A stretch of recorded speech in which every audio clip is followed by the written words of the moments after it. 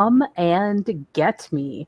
Very aptly named for this episode because, whew, Yuko does quite a bit of jumping around here. Pretty amazing, this episode. It actually went by in a heartbeat for me, so I know that it was fast-paced because I feel like I just started to watch it and all of a sudden it was over. So with me tonight, I have Kinte, my co-host. Kinte, how are you? I'm doing pretty good. Good, very good.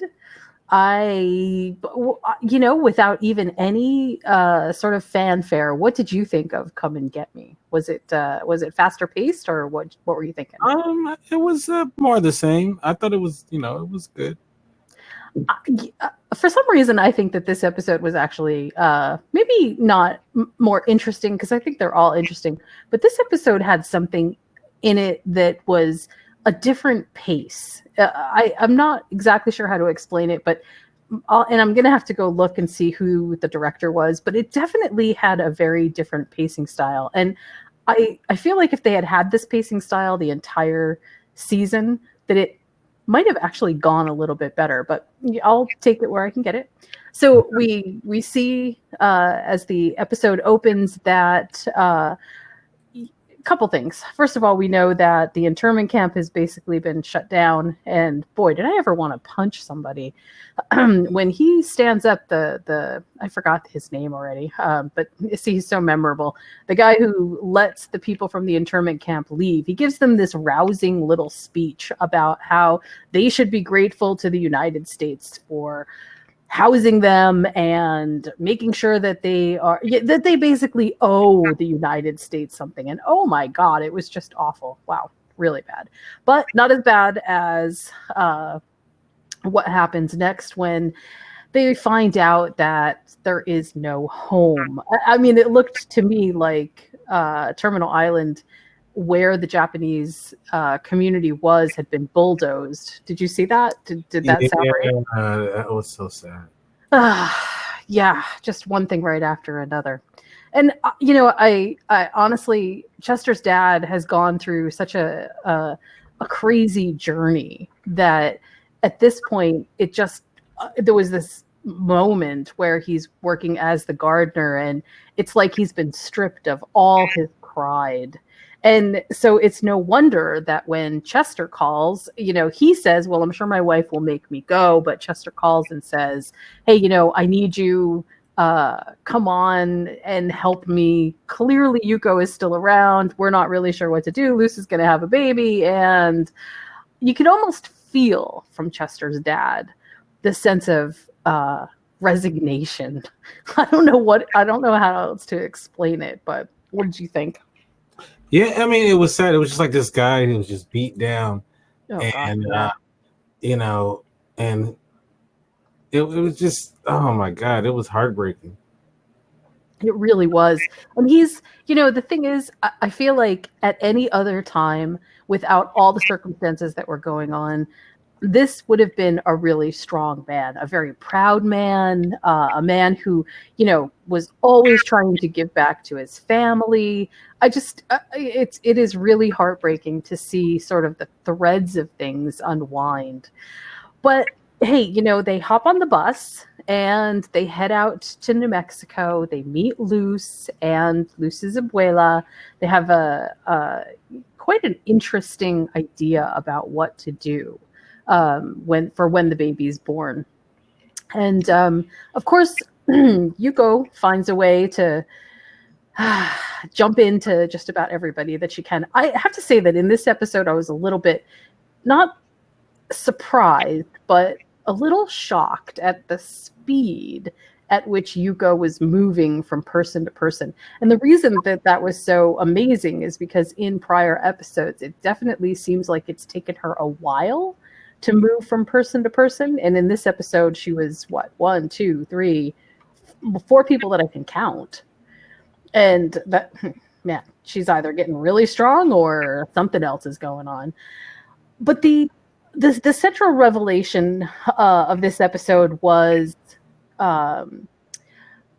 it's interesting that all of these things are all about internal family secrets. and how those family secrets have really come back to haunt everyone. And the people that we thought originally, I think in the series, in the early part of the series, you can tell me what you think, that we thought were sort of without any blame, actually end up being very complicit in this whole drama as it unwound. And I'm specifically thinking of Chester's mom. What did you think? Yeah, it was very interesting because like this one, it's one of those things, those I call them get the band back together again episodes. And then also obviously the dynamic has changed between everybody because they had went through so much. And if you think about it, they've been traumatized themselves beyond Yuko. So Right. and then they got to deal with this. So I thought that having to compile all of that stuff together, I'm sorry, all that stuff together. And yeah, it was very interesting how that all played out. Well, I specifically, I think that some of the really sad things involve, well, I guess to put it sort of bluntly, and then I'll sort of back it up a little bit. But I mean, a lot of people were saying that they felt like Chester's mom, Asako, was to blame for what had happened. That if she had never done all of those things in the past, which I can sort of, I'm not that I'm not saying that they were good, because of course they weren't, but they were young. They were both very young, and I can understand her not wanting to marry this guy. I can also understand that she didn't know that Yuko is pregnant. And I can also sort of feel the sense of just hurt, and how long has she been carrying that stuff around? I mean, it's sort of astounding when you think back on the, especially the previous episodes with everything going on, that she didn't say anything prior to this, right? That she kept that all inside. I don't know. That was just, I felt like that was a pretty big deal. But I suppose in some ways that is just who the Nakayamas are, because Henry is very much the same way. He keeps everything inside until he sort of has to spill it. And then at that point, it's almost always like he says exactly the right thing, but just so bitterly. You know, I mean, I could get why Henry was when he pulled up and he's like, the only good thing is that you're not my blood. And I was like, wow. Yeah, that was hardcore. Woo. And other stuff, if you had asked me, I would have told you not to get involved, that this is just going to cause misery, and, but you don't listen to me. I mean, there's just such I there's don't blame him though, because sometimes he gets on my last nerve. yeah, that's a big mood. It's like, and it's scary too when you think about, this is the kind of person, because don't get me wrong, right? They have been through a lot. And so really any way that they're going to express it at this point is going to be okay. I mean, there's no way that, I don't think you can walk out of this being a happy, optimistic person. Even poor Amy, when she left the camp in the beginning of the episode, looked like she was just going to jump out of her skin at any moment. But there is something especially harsh about the relationship between Henry and Chester. What do you think about that? No, yeah. I mean, if you think about it, like, you know, the whole Japanese way of life is respecting elders and whatnot. Right. And in a lot of ways, he's been very disrespectful. You know, Yes. and so he has the way that he feels about how he's been disrespected by his son, and then plus being disrespected by um you know his employers and Yeah. everything. It's just like that all compounds. And in some ways, I have a very sympathetic disposition toward him. Not that I like what he says to Chester, and not that I think that he's right, but I do understand why the weight of everything that is happening is so. He has no control over his whole life. His whole life has nothing in it anymore that he once counted on, I think, as sort of the backbone of who he was. All he has left is his pride.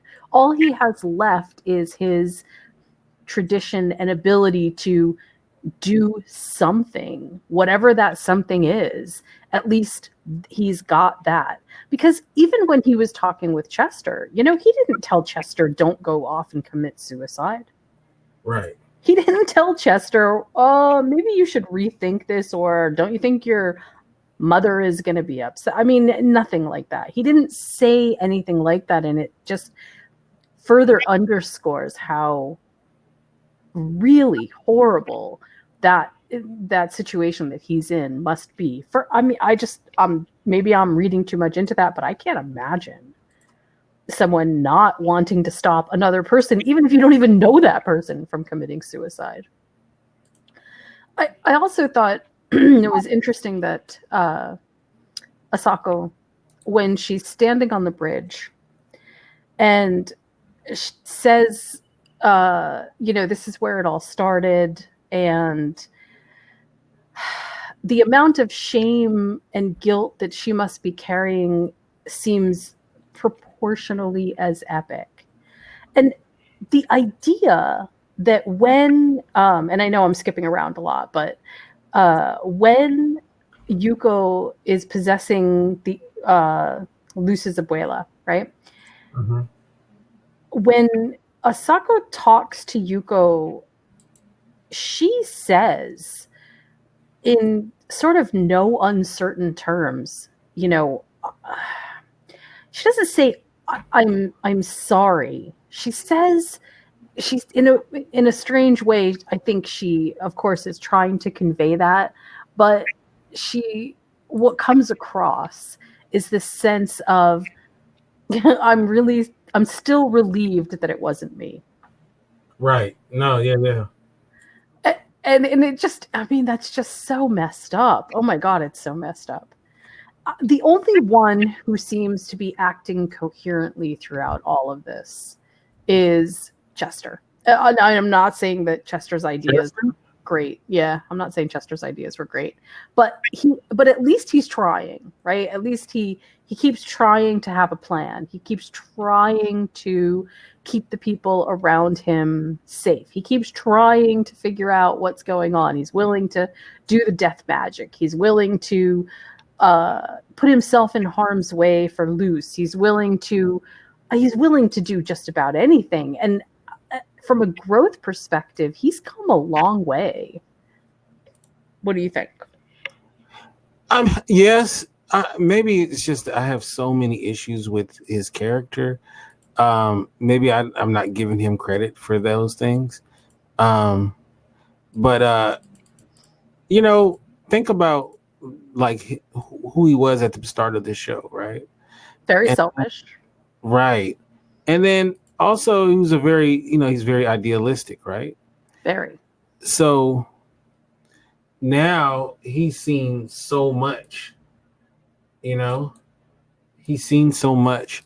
He's gone through so much. His thought process of how the world works is totally different, Well, so go ahead. I'm sorry. I was just going to interject and say, well, yes, and I think that that's why overall his character arc seems like it is quite a bit more developed.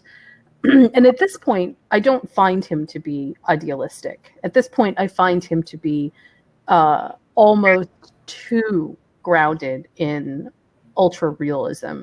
Like, he recognizes that he's not going to be able to escape Yuko.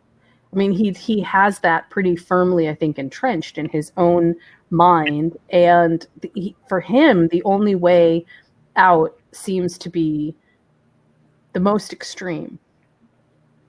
And I can't say that I think that, again, I can't say I think that his ideas are good, but I can say that from the beginning of this series, Chester has come so far in terms of being able to put himself into a very different position. And I don't, I feel like the Chester that left to be the translator is not the Chester of, I'm going to go off and off myself so that I can save my family. Mm-hmm. You know what I mean? No, no, you're exactly right. And I think that that's special in some ways. I mean, it's not perfect, but whew, in terms of where things are, it seems pretty dramatic. And then, so again, not to jump too far forward, but this again, this episode went by really fast for me. Um, by the time that Yuko is possessing Luce, first let's talk about Yuko possessing the baby. Mm-hmm. Whoa. Okay, that was sort of a big. In my head, I kept trying to figure out how did Yuko get inside the baby, and are they just tripping? Like, what's going on there? Why are they just because the baby doesn't cry? How does that even make any sense? And then I realized that it was the priest who had put his hands on Luce's belly when he was possessed by Yuko, and that's when she made the jump. Right. But I mean, so don't get me wrong, right? I mean, in the sense of the show, the logic makes sense, but it was, to me, that was a bit of a, not even a bit of a, it was a huge shift in the way that the supernatural premise seemed to work.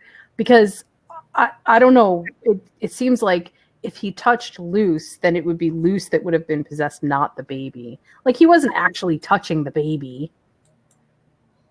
You know what I'm saying? Right. No, no, not at all. So I'm willing to accept it, but just something didn't make any sense there. So okay, but again, once Luce is now possessed and holding the baby, my question, and I hope you have a really good answer for this, because I'm drawing a blank. Why doesn't Luce, as Yuko, immediately try? Why is she now walking with the baby? I have no idea. I mean, I've been trying and trying and trying to understand like what that is, and maybe I'm just dumb and I just I'm sort of missing something really obvious, but I just can't understand. Is she trying to actually get back to her body? Is she trying to get back to the body that is the body of Yuko? But she doesn't have a body anymore, right? Because they burned it. No, for the life of me, I have no idea. I'm sort of confused about what's going on there. And again, I want to understand. I really want to sort of get to the bottom of that, but I don't quite know. I know I get what's going on there. I don't understand why it's going on there. So, well, I guess we'll see sort of what happens. But I'll say one thing about that whole sort of birth progression in the underground bunker, and that is, for as well thought out, I think, as Chester's plan was, one of the problems that the Terror this season has is that we barely are introduced to an idea, and then the idea immediately flickers out and dies. And maybe from a metaphor level that makes sense, but I I I find it very off-putting. Like, because it's not just like we're just sort of wandering around with a Yuri, Yuko, Chester, Luce, and the family. It's there's something important about location and scenes and where things line up. And I'm so confused about why they introduce us to all these elaborate sets and then they just disappear. You know what I'm saying? You know what it is, 10 episodes is a blessing and a curse. And when you have only 10 episodes, you got to be very economical when it comes to the way that you deal with the way that you deal with the episodes, right? and Right. and I feel like the problem here is that with this season is they haven't really been, not in a really good sense. Well, I mean, there's plenty of other series to sort of draw from, right? All But right. but most of them aren't uh, one-offs. They're not anthologies. I guess American Horror Story is, but American Horror Story suffers from the same problem in some ways, and that is there's plenty of ideas to be had out there, and 10 episodes is I mean, you're right, it's long and it's short both at the same time, but it certainly seems plenty long to develop something that will keep us interested and work without being uh, fragmented. And the fragmented sense that I get from watching this season of The Terror is almost overwhelming in comparison to what I saw even last season. And part of the problem, I think, is that we don't have a central antagonist that is fixed. But the idea of the Yuri is so good, but ultimately it's almost its own demise because it's too difficult to sort of capture in any one moment when you've got people both moving from place to place and the spirit moving from place to place. It starts feeling like we have no narrative center. I mean, I guess you could argue that the characters are the narrative center, but even then, we we seem to like jump in and out of people's lives almost like the Yuri jumps in and out of people.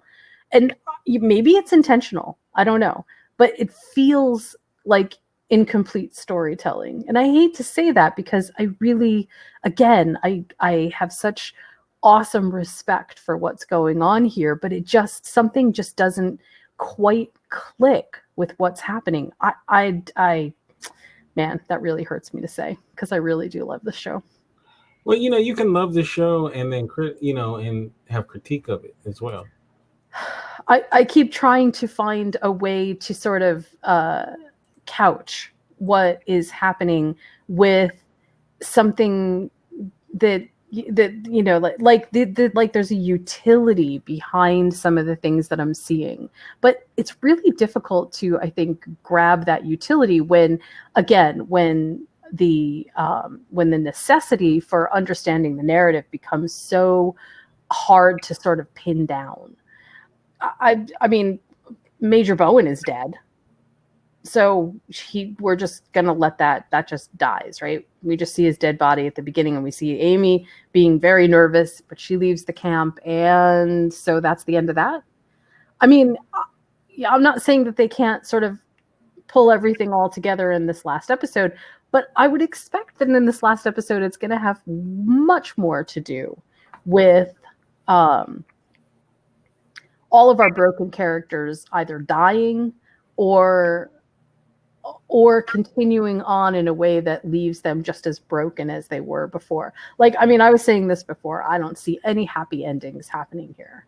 I don't know how it's even possible to pull a happy ending together out of this, even under the best of circumstances. What do you think? Well, as someone who likes happy endings, uh, you walked right into that. I did. No, I don't think I don't. I've never thought this was going to have a happy ending, much like the first season. And I really don't like to compare, but this one I feel like is going to have a lot of dread too. I think it'll be a happier ending than the first season, but you know, that's comparatively, So, uh, you know, My I think it'll be happier being that not everyone's gonna die, like except for one character. I just feel like it's gonna be a situation where it's not gonna be like that. I don't think you're gonna feel really great at the end. Well, and I mean, if we're honest, right? A good, Mhm. uh, I don't know if I would call this horror, but I mean, it edges on that genre. I think if we're gonna classify this as a supernatural thriller, ultimately it shouldn't have a happy ending, right? It should actually end with something um, less than awesome happening. However, that does not mean that we shouldn't have a resolution, because one of my main criticisms of the terror last season was the resolution was insanely unfulfilling. Mm. It I wanted to go write fan fiction and fix the ending. It was terrible. And I don't mean terrible like, I mean terrible as in, oh man, what a way to leave it. And I'm a little bit nervous that that is sort of what's going to happen here. The cycle is going to end up being something that is not broken. The cycle is going to end up being something that continues on. And that sort of makes me a little bit nervous. It really does. Yeah. I mean, let's look at this in two ways. Somebody will get a happy ending. Okay, either Chester and Luce get the baby and move off, and at least they are together. That's one way. Right. The other way is Yuko finally gets the baby, and she's happy, Right. as happy as a Yuri can be. Uh, so I mean, somebody walks away with something that they want, but from the audience perspective, yeah, I'm not really sure we're going to get anything super awesome out of it. I don't. Yeah, I don't either. But I will say that this episode went a long way for me in sort of reinforcing what I felt like has been good about this series all along, and that is it paid a lot of attention to the characters this time, and I feel like that was strong. That was really strong because ultimately what we sort of enjoy about watching these series oftentimes boils down to how strong are the characters. Are they good? Are they despite the fact, I don't mean good like are they, aligned good. I mean, are they effective at making us feel something or, want something from them? And to that end, I definitely found myself being very nervous for that baby on a number of occasions, and that was good. And also, before I forget, at the end, Chester calls out to Luce, knowing that Luce is now possessed by Yuko. Right. And we know that the only thing that Yuko wants is a baby, right?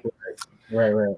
And so for him to call her mother felt very dramatic, sad, and I just felt overwhelmed at that point. Like, wow. I mean, clearly Chester understands that what he's doing to try to get her attention is call on the one thing that he thinks that she would respond to. And that feels pretty monumental. I mean, when she was talking to Juro and she said, uh, pretty soon baby Taisa will be here. Oh yeah. She wasn't saying like Chester's going to be here. She really, I think, from the spirit perspective, actually looks at Chester's baby as being his mini me. Right. That was actually kind of interesting. It also makes me think that Yuko is very, like I was saying before. At first, I thought that Yuko had many multi sort of faceted uh, well, that the personality of Yuko is very multifaceted, and now I actually think that Yuko is very not just of singular mind, but and purpose driven, but also very simple about how she's perceiving what is happening in a very similar way to what we saw when Yuko was taken off the bridge and brought into the afterlife realm in the garden, where everything was the same every single day. It speaks to, of course, there's a sense of ritual to it, but it also speaks to a sense of simplicity. Mm-hmm. Like, look, this is the simple truth. There is no other bigger truth. It's just this way. It's clear, it's simple. It's, I mean, to sort of use that when you're looking at a Japanese garden, everything is sort of in its place. And that's how I think that Yuko sees the world. Like everything should just be in its place. Getting into the mind of the Yuko, I'm sorry, um, is a dark place. And I think the one thing, I hate to keep comparing this season to last season, but the one thing is, if you compare Yuko to Tumbak, Mm-hmm. obviously the backstory element is way better in this one, as far as you have more of an understanding what the terror actually wants, Right. So in that regard, it works from um, it works from a thematic standpoint. Now, if you read the book, obviously you had a better understanding of, I'm talking about the first season. Um, and I think maybe that might have been an answer to fans, why they make sure. Uh, I mean, that's just me guessing. I don't know. They made sure that it's more understood, you know, our antagonist. So, yeah. So, okay. So I had heard that um, I had actually heard that this season, that Infamy was based on a book. Really? Okay. I Yeah, didn't. I can't seem to find where or what that is, but there's enough sort of side chatter for me to think that it really is. But and in some ways, I'm actually glad that I don't know what that story is.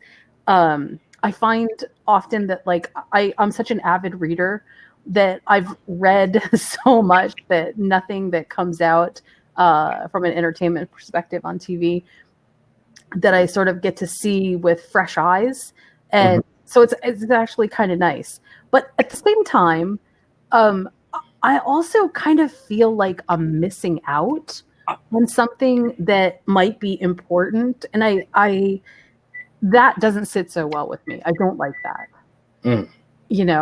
I mean, part of the reason that I really enjoyed the first season of The Terror is even though that they created so many different things to happen, I still always felt like I had a bit of retrospective understanding of what was supposed to be happening and sort of how it was playing out and things like that.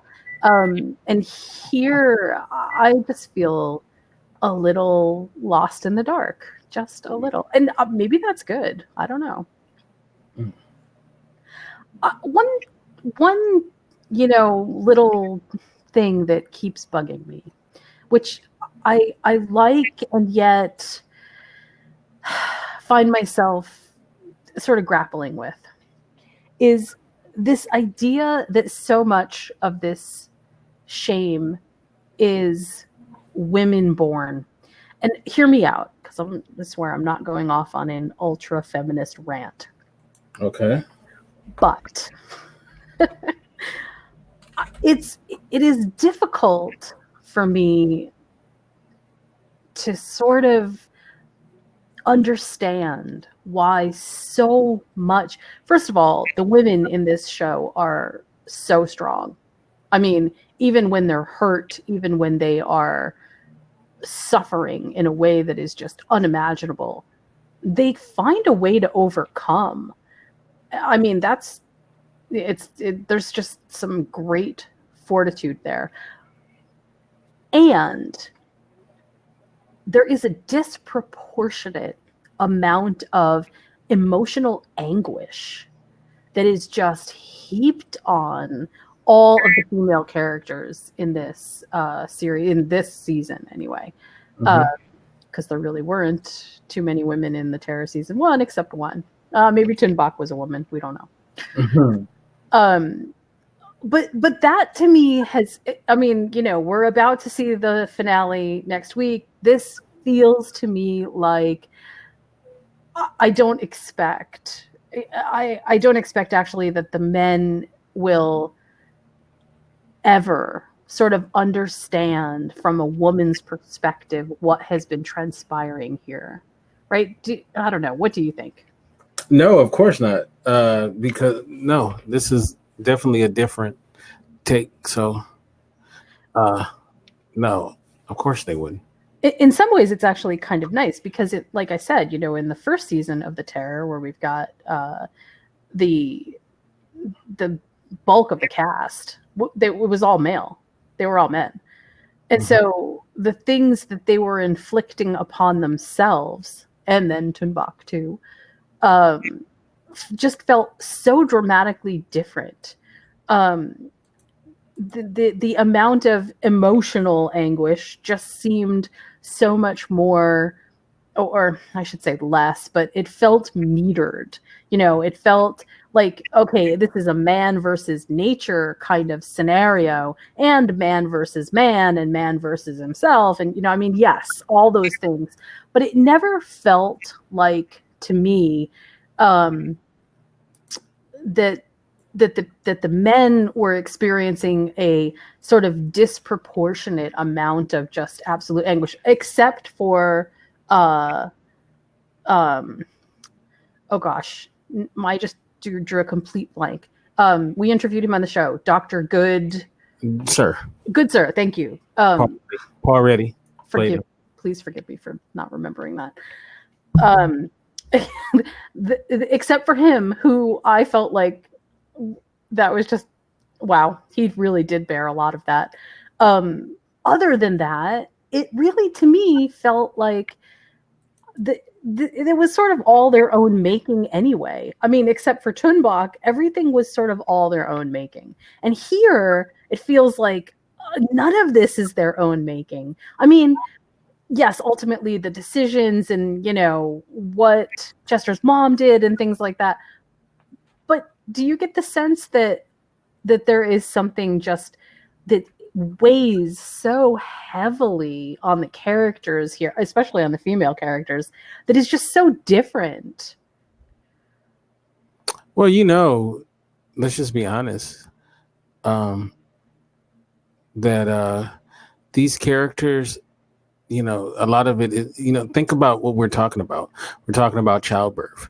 We're talking about loss of children. We're talking about unrequited love.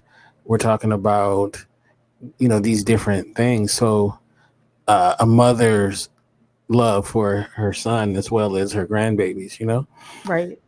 And so in this regard, it's a different feel than what we had in the first season. It's just a totally different scenario.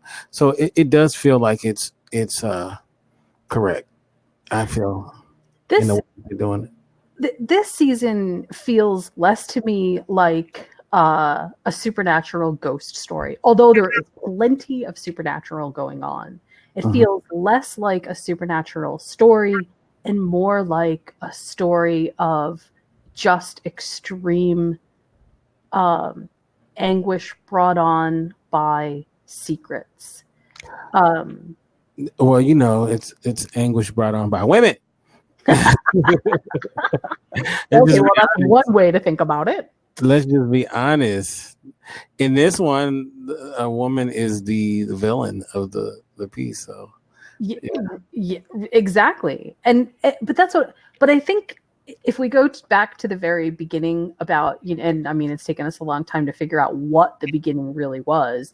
If the beginning was Chester's mom, not Yugo, but Chester's mom, feeling as if she was to blame for the way for what happened to Yuko, I feel, first of all, I feel like that's a huge mischaracterization because I don't think that that is necessarily true, but I get the, I do get the feeling that if she's carried this around for her whole life, it had to have caused a kind of blackness on, or stained, I should say, her relationship with others, right? Because you can't carry a secret that huge for your entire life and not have a price to pay for that.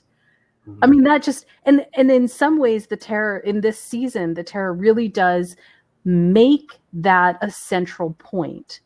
You know, all the characters who are touched by Yuko all sort of suffer from some there's some piece that is that comes about whenever she's around that is revealing, you know.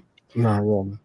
No, I mean, look, for this next episode, which is the finale, so many, hopefully we'll get answers.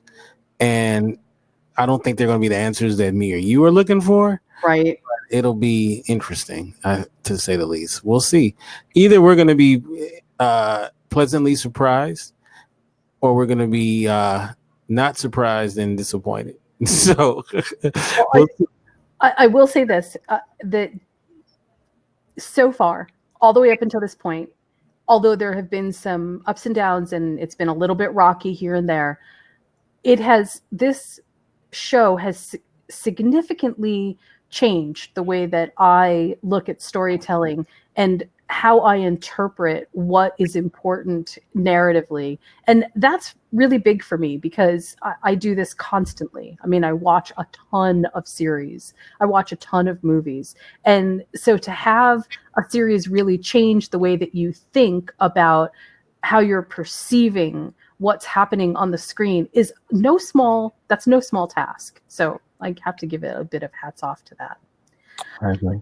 All right, so we will definitely be back next week to wrap everything up and hopefully get some resolution. We'll see what happens to Chester, and hopefully something good will happen to that little baby that's just been born, who I must say was absolutely adorable.